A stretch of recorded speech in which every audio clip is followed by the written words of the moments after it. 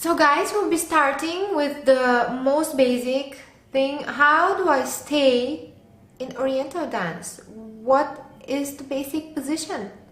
It's actually quite important to know what we're doing, because the moment you kind of get this basic first position, stable position, then you can move out of it and go back into it and move out again, go back into it. So you really have to kind of know what you're doing. Let's start with the feet. Feet usually are parallel unless you do a movement that requires for your turnout. They have to be very stable on the floor, so you want to feel these 6 points that are basically showing your stability. You have those two in the front and this one in your back. So when you put them really nicely on the floor, you want to feel here 2, 1 in the back, and basically have a stability. Here, when you stay in parallel, you have around 1 fist of space in between them. So basically you need to make sure that they're right below those hip joints. The hip joints are right here. So if you touch yourself on the sides, they're in this bone, right? And then start touching a little closer towards the hip, where the hip connects with the rest of your body. And at some point there are these points which are just softer than the rest. So this is exactly where your joint is. It's exactly where your joint connects to your pelvic floor. This is exactly where, which has to be aligned down. Knees.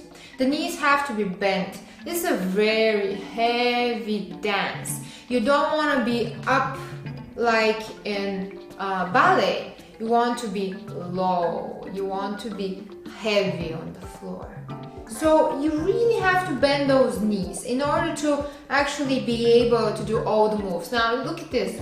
If I have the bent knees, I can actually move around. If I don't bend the knees, I can't do anything. It's completely caged, so to say. The second very important thing, when you actually go down, it's very important to follow that your knees are going straight. You don't want them to actually collapse together. You want them to be nicely aligned here with the second and third finger here. So they have to be aligned. And we continue with the hips. A very important thing, when you actually stay, you have to make sure that your hip is not too much out, unless you actually want to do this kind of movement. This is very unhealthy because you might hurt your lower back. Your spine is getting a twist which it should not have. Now here you have to just have this normal position of the spine. Don't contract the core muscles, don't contract the butt muscles. We're not doing turnout right now. Make sure you're just relaxed. In this case, when you go down, you have a slight curve. Otherwise, if you take it out, you have a really big curve. If you contract it, you have no curve. You go straight down in this way. Make sure your chest is open. The difference is closed, open. In this case, the rib cage should be closed. So you want your back to be straight, but at the same time, don't open that rib cage. Close it in. Relax this part of your chest. Just relax it. Just the back has to be straight and supported. That's what you want to do. The shoulders have to be down, meaning that they're not high. This also caused my rib cage to come up. Do you see that? Not up.